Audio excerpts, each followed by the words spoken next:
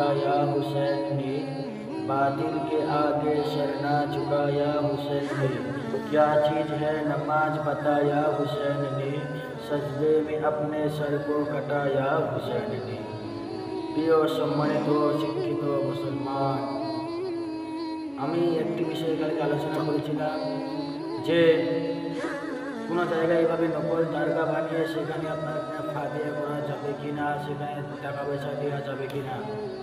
এই বিষয়ে ওলামায়ে আহলে সুন্নাতের মত হচ্ছে যে কোনো জায়গায় যদি আল্লাহ ওয়ালার মাজার না থাকে, আম্বিয়া কেরামের মাজার না থাকে, আউলিয়া কেরামের মাজার না থাকে, या কোনো আলিমে দ্বীনের কবর না থাকে, তাহলে এই সমস্ত জায়গায় ফাতিহা করা না যায় তো হারাম।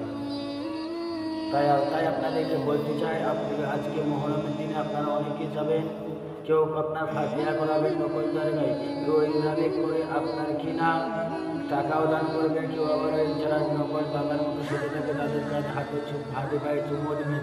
বলুন এইসব কাজ, এইসব কর্ম টোটালি হচ্ছে নাজায়েজ হারাম।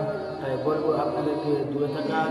আর মা ও বোনদেরকে বলো, অনেক মা ও বোন আবার কারবালায় গিয়ে এই সমস্ত বাবার হাত থেকে চুমো দিয়ে মান্নাত করে, বলবে এদের কাছে মান্নাত করা যাবে না। তাই মা ও বোনদেরকে এক্ষুনি বাজারে যাওয়া যাবে না এই সমস্ত বাজারে। তাই বলবো এই সমস্ত বাজার থেকে আপনারা দূরে থাকবেন, কেননা মা ও বোনরা হচ্ছে পর্দার। আর আজকে যত বেপর্দা দেখতে পাবেন মা ও বোনদের আজকের দিন। তাই বলবো এই বাজার থেকে সকলে দূরে থাকবেন। আশা করি আপনারা সকলেই আমার কথা বুঝতে পেরেছেন। আপনারা বলছেন আমরা হুসেনকে মাননেওয়ালা, হুসেন তো আমাদেরকে এই শিক্ষা দিয়েছেন।